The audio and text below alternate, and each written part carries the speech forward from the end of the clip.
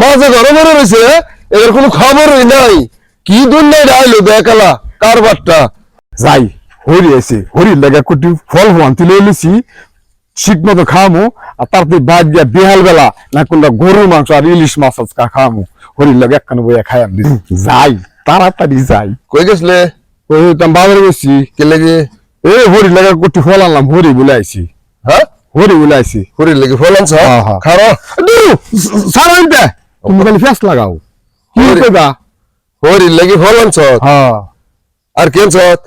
আর জানতাম হরি যখন এটি খাওয়ায়া বিহাল বেলা আগে হরির লাগা গরু মাংস ইলিশ মাছ ইটা আনুন লাগবো ঝেরা আমার হরির লইয়া আমি খায়াম। হ্যাঁ। এখন অতদিন পরে আমার হরি আইছি, একটা আনন্দের বিষয় আছে না? আচ্ছা, কয়দিন হয়েছে আইছে?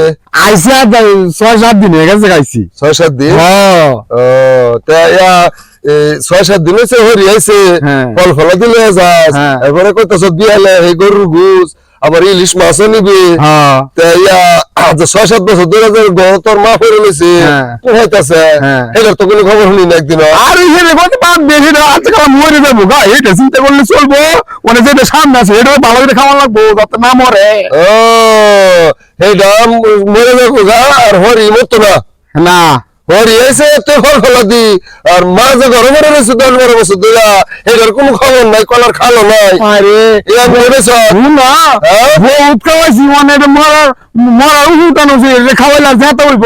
মানে হরি আমার চ্যাংরা আছে, হ্যাঁ। খাওয়াইলে আরো বালিব, আমারও দেখবো, ভালো করে দিব। হরি আইলে খাওয়াই আল্লাহ কে লইছি। আচ্ছা, যা খাওয়াই গা। হ্যাঁ। হ্যাঁ, খাওয়াই গা, যা। খাওয়া হরি আইছে গুস মাছ, মাঝে ঘরে মরে রয়েছে, এর কোনো খবরই নাই।